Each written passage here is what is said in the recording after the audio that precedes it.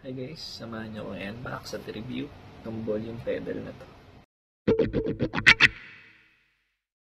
Alright, so here's the volume / expression pedal PP1.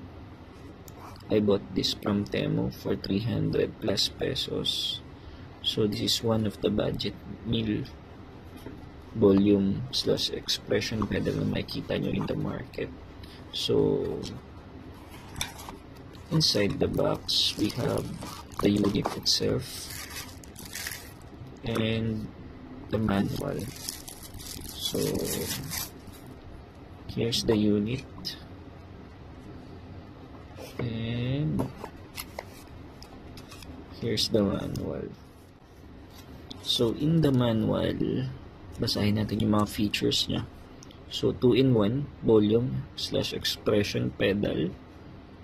Then, high quality feel and lightweight design. So, dahil plastic siya, yun nga, lightweight siya. No? Then, non-slip silicone pad on the bottom for stability. So, yun. Non-slip. Yan, rubber sa ilalim. No battery o power adapter required. So, yun nga, dahil passive siya. So wala kayong makikita saksakan ng power dito. So plug and play. Then front and rear cushion put pads for silent operation. So front and rear, ito siguro yun.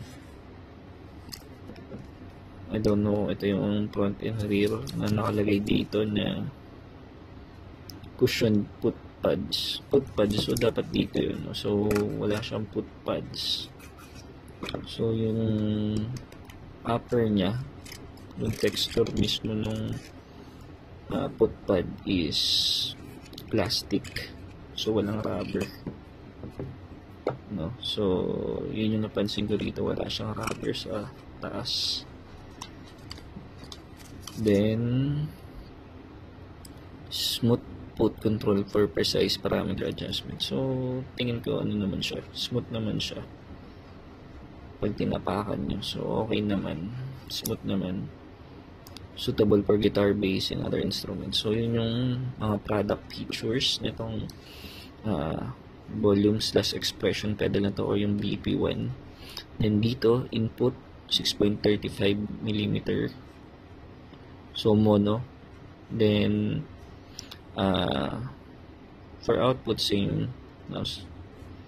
So dito sabi dito, when used as an expression pedal, use stereo 6.35 cable to connect from the pedal's output jack, leaving the input jacks unconnected. So ayun, no, marami akong nakikita na nagsasabi na itong volume pedal na to is merong button dito sa ilalim. So ito pong nasa ilalim na to is not a button. Hindi po yan button na pag press nyo is mag-activate. Hindi po yan katulad ng mga active na volume pedal.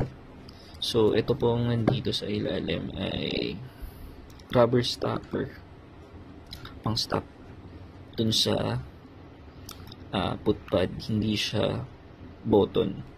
So hindi po ito katulad ng active na merong button dito sa ilalim.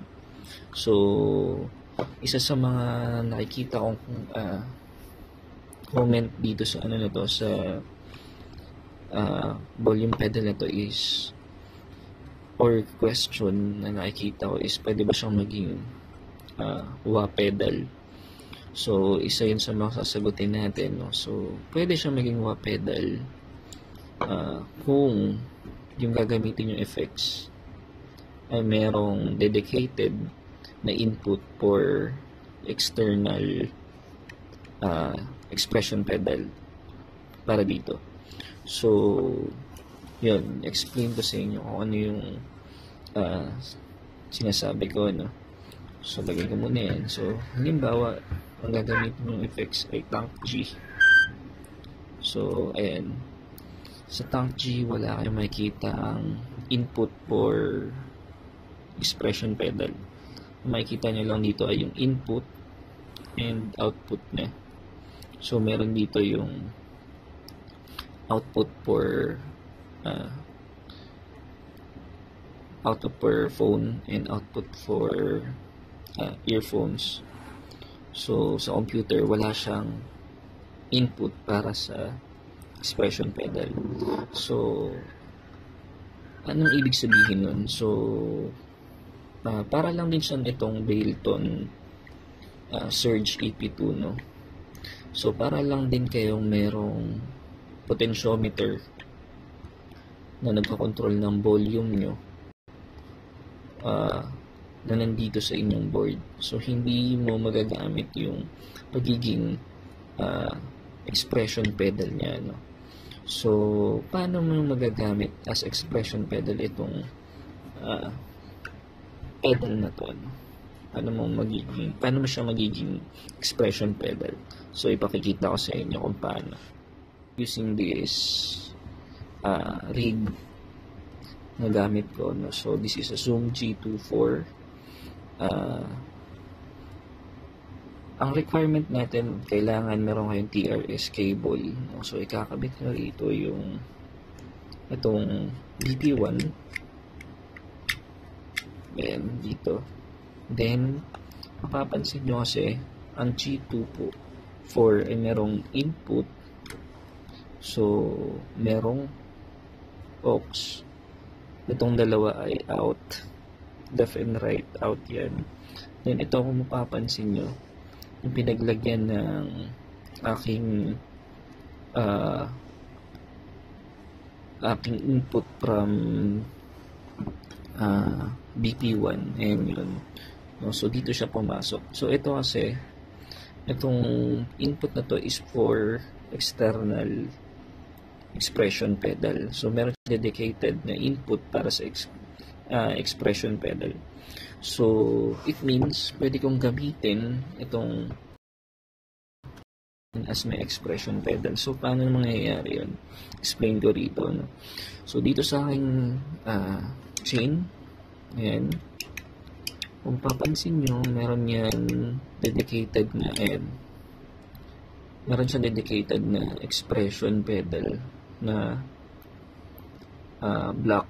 So, pwede ko yung palitan. Yan, kung mapapansin ninyo, pwede ko siyang palitan as WA. So, hindi ko na pwedeng gamitin kasi overuse na yung ano ko. So, ang gagawin natin, galing na natin yung tape echo.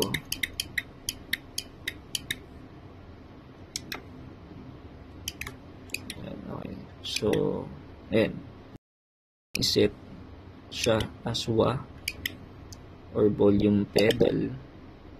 Ayan.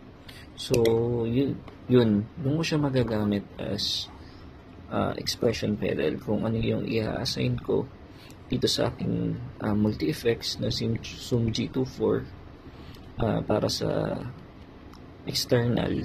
Yun yung magiging function niya.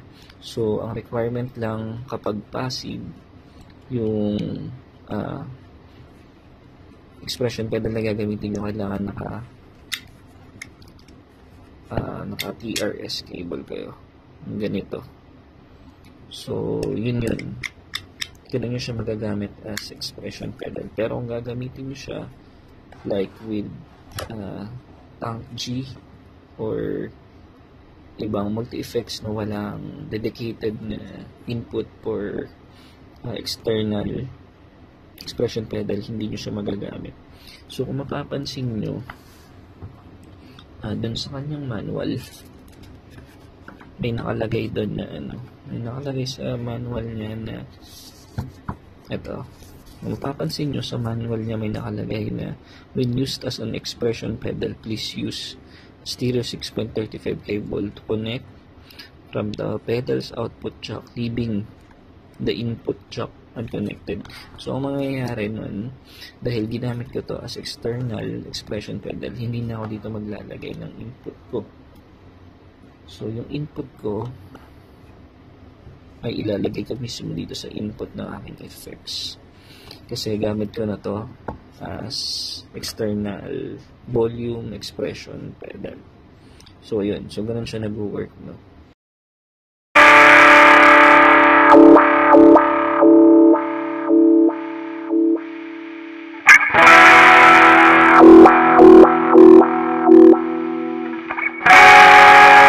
La la la la